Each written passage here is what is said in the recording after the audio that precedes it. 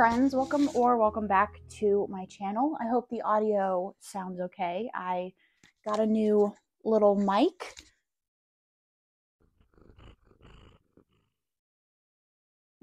Gotham is like staring into my soul because she's so desperate for pets. But I got a new little mic, so I hope everything sounds good. I wanted it to feel a little bit more intimate, a little bit more like we're having a talk in a cafe, or like you're my best friend and we're like sitting next to each other. Like that's the kind of energy that I wanted to go for. It is Wednesday. I am working from home today. Monday and Tuesday were fine. I did have some of the like early week scares or just like being really tired. But other than that, like I felt fine. I managed to read some books.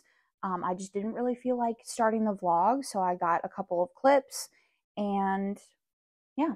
So it is now Wednesday, and like I said, I'm working from home. My mom is coming over later to do her laundry, as she does every other week. And that's kind of the deal for the day. I think I'm going to do some cleaning, but other than that, I don't really have a whole lot going on. So let's talk about the books that I finished / am currently reading. So I ended up finishing last night like 3 books. So I finished A Scoundrel of Her Own, which is the 3rd and I think possibly final book in the Sinful Wallflowers series. And I just want to say that like Stacey Reed can take my house, she can take my car, she can take all of my money, whatever she wants from me, she can take, because she is absolutely one of the best historical romance authors that I have ever read. I think I gave the first book in the series 4 stars, and every other book since then has been 5 stars. Her heroes are always so open and communicative, and they are believably masculine while also being in touch with their more like feminine sides in a time period where the idea of expressing yourself as a man and interclass relationships and being very out with your feelings as a man was not really something that they did. They're always very respectful towards women, which is great, obviously, and they're always very forward thinking. Now, I will say that if you are one of those people that is a huge stickler for like the ideals of the characters being very reminiscent of the time period that they're in, you probably won't like her books. I prefer my characters to be a little bit more like progressive, I guess. I want my men to respect women and believe they have the right to vote and all of the things, that they're not just housewives to stay at home and raise kids. Like, even though that is the very stereotypical thought pattern for people, society in general in that time period, I want my characters to mirror the ideals of how I feel, because I don't want my characters to be oppressed or looked down or disrespected in any way. So I always enjoy the more like the newer historical romance authors that take more modern ideals and introduce them to their characters. So anyways, I finished that. It's 5 stars. I absolutely loved the hero. I'm a sucker for like broody, dark, traumatized heroes who are very open and communicative with their feelings, and also a tiny little bit obsessed with the heroine, which is exactly the story here. So in the beginning of the book, they meet when they are like 8 and 12. She's 8, he's 12, and he saves her from, she like falls into some water, and he saves her and then nurses her back to health and then takes her back to her family. And then they meet some years later when she is searching for her mother, her biological mother, and he's kind of protecting her. And then they run into each other, and it's just so good. Like, if you like really possessive heroes who are very open and communicative and not afraid to say I love you and not afraid to just like put their whole heart out there, you are going to love the hero. You're going to love this one. You don't have to read the other books in the series to appreciate this one, obviously, but just 5-star perfection, best historical romance author. I need to read her backlist. I need to read more because it's just so good. And then I also finished The Traitor Queen, which is the second book in the Bridge Kingdom. And I gave this 4 stars because I don't do like half stars and I don't round up. But it's like the closest to a 5-star you could possibly get. I don't know what is keeping me from giving it a 5-star. I think it's a fantastic sequel. I just feel like the ending was a little bit rushed. Like we had like an hour left of the audiobook and I was like, okay, there's so much left to do. And I knew that the third book didn't follow this couple. So I was like, we have so much left to do. What the hell how are we going to get to an HEA or an HFN? And it just felt a little bit rushed. But overall, like, it's a fantastic fantasy romance. I guess you could consider it a series because the rest of the books are in the same world, but these first 2 books follow the same couple, and then I believe the other books follow different couples. But I really, really, really enjoyed this world. I really enjoyed this author's writing, and I like the romance. So I'm excited to go on to the third book eventually, and I'm happy with the way that this couple's HFN happened. And then lastly, I finished The Atlas Paradox by Olivia Blake. This is the second book in the Atlas series. And this barely scraped a 3-star for me. I was within the last 100 pages and I just wanted it to be over so bad. And I think the reason that this has gotten a 3 instead of a 2, I really enjoyed the first portion of this book. Like, it really grabbed me, and then it just really went downhill. I could talk at length about why this book was bad, why I didn't enjoy it, but I don't want to ruin anything. I will just say that a lot of the character work that we got from the first one didn't make sense with the actions in this one. The characters felt really stagnant. The plot was going nowhere. The character development was going nowhere. The relationships that were formed and or dissolved in this one were odd. And we left this book in the same place that we started it.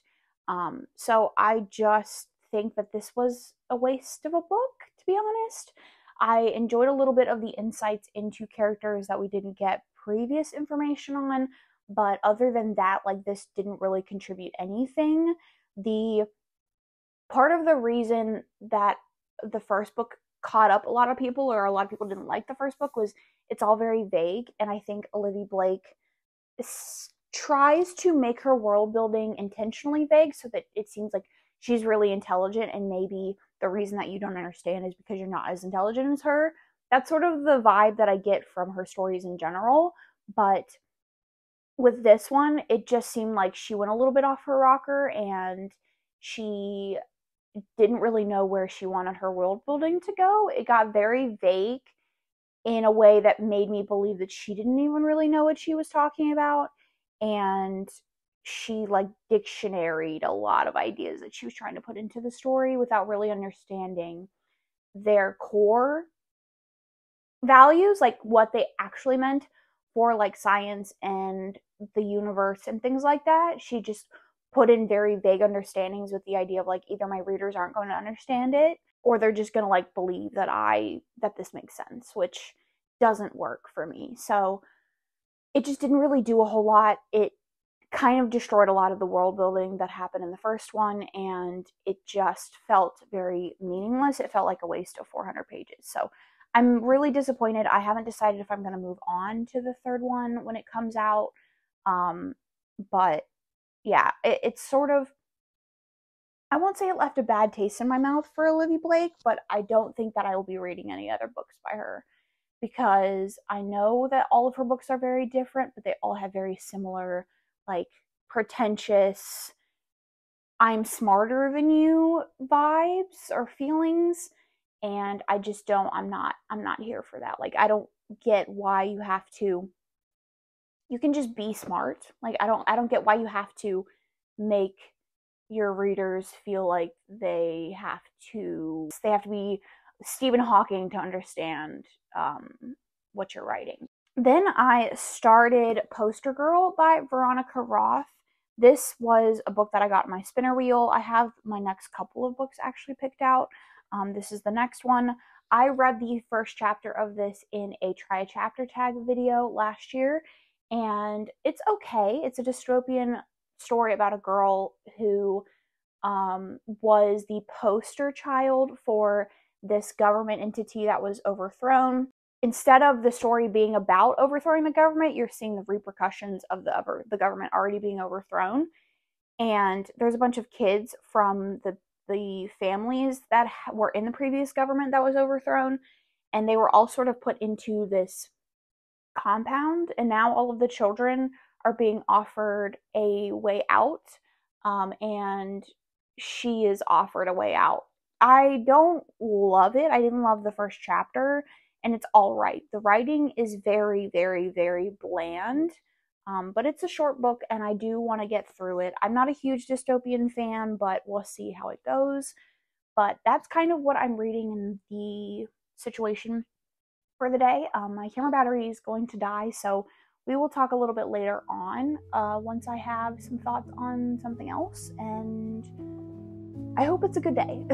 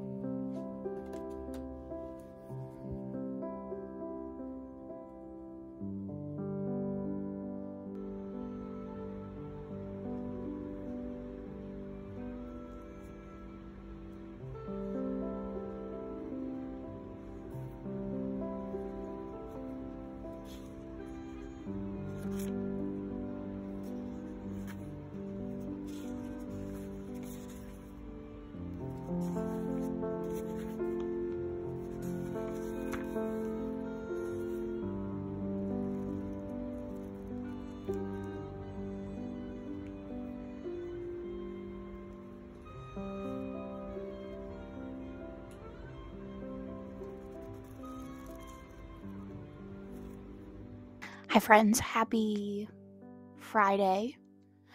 I am not necessarily like struggling mentally with like anxiety or depression or anything like that, but I just feel very bored. I have picked up and set down so many books. I'm struggling to read. I pick up a video game and I play it for like maybe 3 minutes and then I set it down. I started to play Kingdom Hearts again, which is a game that I've played thousands of times. And I am bored with that as well. I don't know what's going on. Um, I just can't seem to focus on one thing, and I don't know what to do. I think part of it is that I have been off of work since Wednesday. Like, I was off Wednesday, Thursday, and now today's Friday.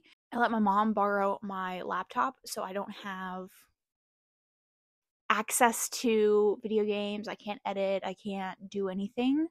Um, I could use my partner's computer, but it's just not the same. And I just don't know. I'm just kind of like in a weird space, I guess. But I guess we can talk about like what I've started and what I think I'm actually going to finish, possibly. So I decided to reread A Daughter of No Worlds. I ended up getting the audiobook for this for this month, my Audible credit for this month, and I have read this previously. I read it, I think, at the end of last year, and I gave it 4 stars, but I want to continue, and I don't really remember all that much. This is definitely a slow fantasy romance.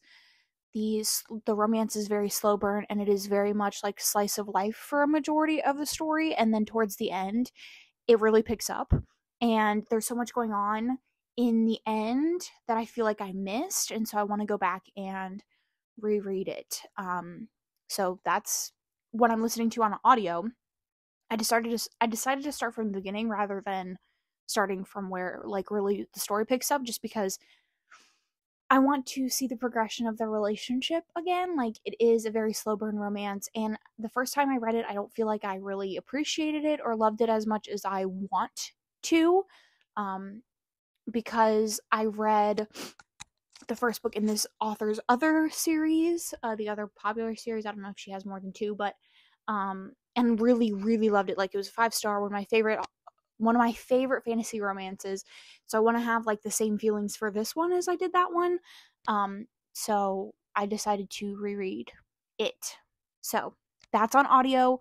Most likely, because it's on audio, I will actually end up finishing that one. My spinner wheel got me to Paradise by Hanayana Gahara. This is the author that wrote A Little Life. I read A Little Life last year and I absolutely loved it. It was fantastic. I have an entire reading vlog on it. It's like an hour long. And I decided I wanted to pick up her other works. I know this is her newest release. I also have her first book, The People in the Trees, I think is what it's called. And this is very long. I think it's over 700 pages. And it follows a family set in like an alternate world, US, alternate America in New York in 1893. I don't know what the alternative is. I don't know what has changed, but yeah. So I am only 10 pages in. I started it very briefly last night, and I do think this has a pretty strong possibility for being a book that I read, but I'm going to read it pretty slowly. I read A Little Life, I think, across like 2 days, and I definitely want to take this one a little bit more slow. I don't quite know the emotional impact of this versus A Little Life. Like, obviously, if you're in the book community or you've read A Little Life, you understand what A Little Life is like, the impact that A Little Life has. I don't know. I haven't heard much about this one except that it's a little bit disappointing. We will see how this one goes. And then I also started a reread of Twilight. This is actually my original copy that I got in middle school. I think I was like in 6th grade. And this has been the copy that has stuck around with me since then. I'm 26 now, so it's been quite a many years of me in this book, this like a specific book, and I just felt like I needed some comfort. Like, Twilight, I don't think anybody that is a Twilight fan thinks that objectively this is a good book, and there's definitely some issues with it that I feel like are worth mentioning, but there's so much comfort for me in this story along with some other stories that I reread periodically, and I think if you're reading this to critique it, you could bring up a lot of conversations, but as far as like comfortability, that's what I read this for. I don't read it to critique it. I watch the movie often as a comfort, and I want to reread this as a comfort. I don't feel like I need to get into what this is about, but I am 40-ish pages in. Usually when I do my reread, I read like the first half, and then once we get to the latter half where she is, the meadow scene with the other vampires and stuff, I usually stop because that's not really what I read the series for. That first, like, monotony, the slice of life, like, rain, atmosphere, that's the comfortable part of the story for me, and that's sort of what I read it for. So that is that one. And then I also decided to start a reread of Throne of Glass. I have the 8-book bind up, I think, which has all of the books and the novellas in it. And I skipped the novellas and I went right to Throne of Glass. This is a series that I read last year. Again, I have another reading vlog all dedicated to this series, and I have a mixed relationship with Throne of Glass, the series, and Sarah J. Maas in particular, but I've spoken kind of multiple times on my channel about the comfort that I find from her stories and her writing and how accessible her stories are. They're very easy to just fall into. They tend to be slow paced but fast enough that you feel very immersed in the plot and the characters and the story. So while this is not my favorite Sarah J. Maas series, I decided I wanted to pick it up and do a reread. I have been debating doing a Crescent City reread, but I have the audiobooks, so I likely will listen to the audiobooks of it. But I'm only 23 pages into Throne of Glass, so not very far into that one. And this is about Selena, who arguably is the most annoying character in YA of all time, but she is an assassin, and she gets recruited by the Crown Prince to become the assassin for the king, basically. And to earn her place, she has to compete in a tournament in this first book, and whoever is victorious of the tournament gets to become the assassin for the king or whatever. And she was previously a slave in the salt mines, and she is doing this to like earn her freedom out of that situation. And the story is a lot. It's way more than that, but that's kind of like the bare bones of the first book. So those are the things that I'm currently reading. Tomorrow we are getting a delivery. We have a delivery of a new dishwasher coming in the morning, hopefully, and then I will also be spending the day with my mom. She needs some help at her apartment, moving some furniture and stuff, so that's probably what I will be doing for the majority of tomorrow. So I likely will just wrap the vlog up tonight. Spend the rest of the day with you guys and then wrap it up Friday night. So yeah, that's the situation. We have not much going on. I'm going to probably play Kingdom Hearts or something for a couple of hours and then try to read a little bit. Like I said, I'm just very much in a, in a weird mood where I just feel like I cannot focus on anything, and I don't know what to do with that. I don't know what's causing it. I'm not feeling like particularly anxious or anything like that. But I don't know. So that is the deal. We're gonna talk a little bit later on once I maybe have some thoughts or just to wrap up the vlog. But yeah, I hope you guys had an amazing week, and I hope your weekend is really good, and I hope you've been enjoying this video so far. So we will talk later.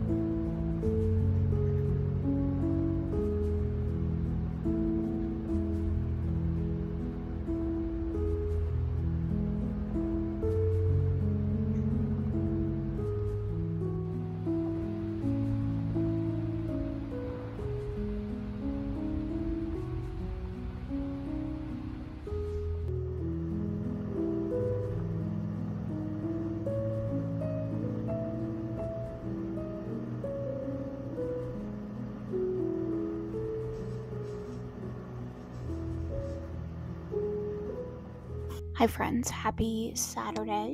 It is 9 o'clock, and I know I said I wasn't going to do any filming or anything on Saturday, but I ended up not going to my mom's, so I did a lot of reading.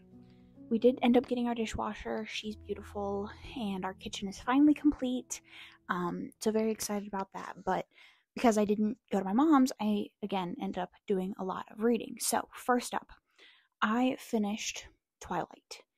And when I say I ate this up, I absolutely ate it up. I think when I updated you guys, I was like maybe 100 pages in, and I read the entirety of the rest of it yesterday. Well, I finished, I think, maybe the last little bit today, but I absolutely destroyed this, and I'm very happy that I decided to reread it. It was a good idea. I have been playing around with the idea of continuing the series because I haven't actually read the rest of the series a lot. I haven't reread it in years. The last time I reread the series as a whole, I think I was in maybe high school. Like, I've read Breaking Dawn maybe twice, and I have read this, as you can tell, very many times. So I haven't read the series as a whole, and I'd be interested to see how I feel, 14 years later or whatever. But I did end up finishing that. And then I ended up getting 180 pages into To Paradise by Hanayana Gahara. This is, like I said, her third novel, her newest novel. I believe it was released last year. And I don't quite know how I feel about this. I decided to go read some Goodreads reviews after I finished part 1 because I gave a very vague synopsis when I was talking about this earlier, but this is basically a story told in 3 books, and they're all told in alternate versions of the US. And one is told in the late 1800s, and it's as if the Confederacy seceded from the Union whenever they lost. And it's like broken up into a bunch of different parts. Like the US is broken up into a bunch of different parts. And we're following a main guy who comes, he's in what would be considered like the Union, so it's like the free states, and he is a rich guy, and he is there's like an arranged marriage between him and another guy, and it's set up by their families, and he ends up sort of using the guy after he starts up a tumultuous relationship with a teacher at a charity school that his family runs. He's like a wealthy, well-to-do guy. His family is partially responsible for the start of the Free States, and so he comes from a lot of money, and he is sort of not really like doing much with his life, I guess. And so he starts up this tumultuous relationship, and I was feeling kind of weird about the first the first book, for a multitude of reasons. Because I think if I were to say that it was like an alternate US where you have the Confederacy seceded from the Union, you can kind of assume what the story would be about, but I feel like it's an interesting choice to make. And then she chose not to address anything to do with like slaves or black people, and she had like a lot of anti-blackness that was like new, like almost invented anti-blackness, and it was odd, and it didn't do anything, it didn't say anything, it didn't go anywhere, it just seemed to have no purpose. And I guess you could argue that like the main character was like this rich white guy who was from this, privileged family, so he didn't really have the purview of really anybody but a rich guy. um so you could argue that it just, like, you could have removed that portion of the story out and it would have not made a difference. The only thing that was like different in the positives was that different sexualities were like way more accepted, and the idea of like men marrying men and women marrying women, and women having like place in society in the early to late 1800s was not like a new weird thing. And that was like the only good quote unquote change. And the idea of like gender and sexuality not being as important lent the story to benefit them as a male male relationship, but then there was also like the class difference between them that like kept them apart. It was an odd decision. I have to move you closer because I'm so blind and I cannot see if I'm blurry or not. But it was just an odd decision, I feel like, on her part to change history the way that she did. And so I left it feeling a little bit hollow and also a little unclear about whether I wanted to continue because, as you can imagine, it's over 700 pages. And so I kind of took to Goodreads and I was trying to figure out how I was feeling about it. And a lot of people said that the three stories don't really connect in any like conceivable way. And they just don't really have really satisfying conclusions. So I think what I'm going to do is read the next part. The first two parts are only like 170, 80-ish pages. And then the last part is the remainder of the book. So like over 300-ish pages. And from what I've read, it seems like the first, like they're just each incomplete stories. And to read a 700-page plus book and not feel satisfied by it is like my concern. This Listen, I decided to do this lighting thing and it was a choice, and my camera is like also agreeing that it was a choice because it's not a fan. So yeah, I don't know. I think what I'm gonna do is read maybe to the 200 page mark, a little bit into the new story, and figure out how I feel about it, if it's worth continuing or not. But I did end up getting 100 pages into Throne of Glass, and like it's fine. It's a good read to read with other things because I've already read the story. It's sort of a comfortable story. It's easy for me to get into, and I can sort of read it in tandem with other things, but also when I'm reading it, I'm like catching things I didn't get the first time, but I don't have any like, new, interesting, riveting, innovative thoughts about it. Like it's just especially the beginning of the series is just very fine. It's dandy. It's okay, you know? And then I decided to figure out my next couple of reads after To Paradise in case I decided not to read it. And I decided I want to start Wuthering Heights by Emily Bronte. I have not read anything by the Bronte sisters, and I have quite a few books of theirs. So this one is like very moody and dark, I'm pretty sure. So I'm pretty excited to get into this one and see how I feel about it. We'll see once I'm into this. Also, I love this cover.